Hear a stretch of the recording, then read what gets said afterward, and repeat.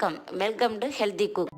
நம்ம இன்றைக்கி உருளைக்கிழங்க வச்சு ஒரு சூப்பரான ஸ்நாக்ஸ் எப்படி செய்கிறதுன்னு பார்க்கலாம். வாங்க வீடியோக்குள்ளே போகலாம். ஃபஸ்ட்டு 2 கப் மைதா மாவு, தேவையான அளவு உப்பு, டீஸ்பூன் பேக்கிங் சோடா, எண்ணெய் 2 டீஸ்பூன், கொஞ்சம் தண்ணி ஊற்றி சப்பாத்தி மாவு மாதிரி பிணைஞ்சு வச்சுக்கலாம்.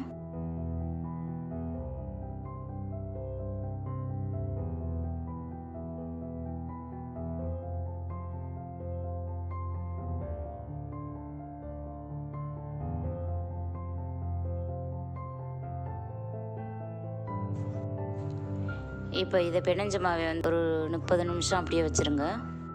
இப்போ இது நல்லா சாஃப்டாக இருக்குது. இதை குட்டி குட்டி பாலாக எடுத்து உருட்டி வச்சுக்கலாம். அப்புறம் மைதா மாவு கொஞ்சம் தூவி சப்பாத்திக்கு மாதிரி உருட்டி எடுத்துடலாம்.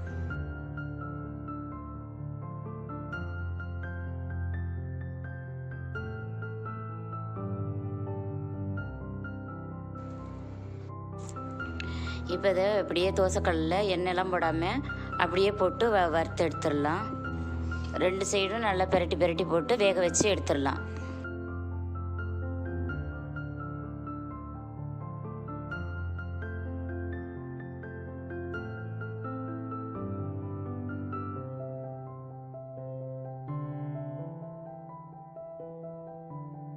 பத்து வரமிளகா, 4 உருளைக்கிழங்கு, 1 கொத்து கொத்தமல்லி இதெல்லாம் வச்சுருக்கிறேன். இப்போ இதை எல்லாத்தையும் போட்டு ஒன்றா மசிச்சு எடுத்துடலாம்.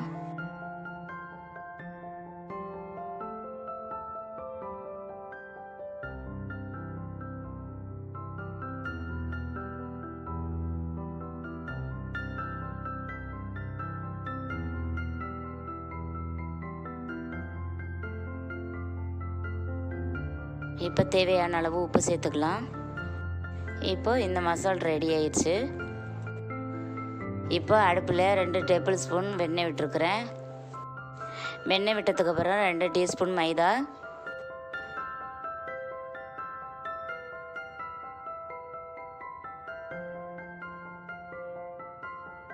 அப்புறம் பால் வந்து கொஞ்சம் கொஞ்சமாக ஆட் பண்ணிக்கலாம்.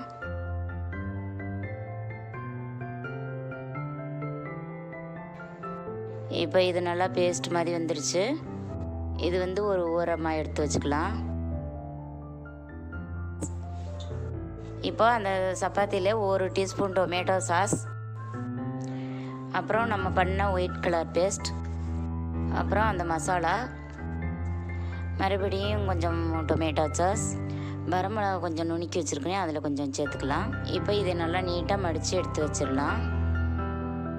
இப்போது அடுப்பில் கொஞ்சம் நெய் விட்டு நம்ம செஞ்சு வச்சுருக்கிற டாக்கோஸ் எடுத்து வச்சிடலாம்.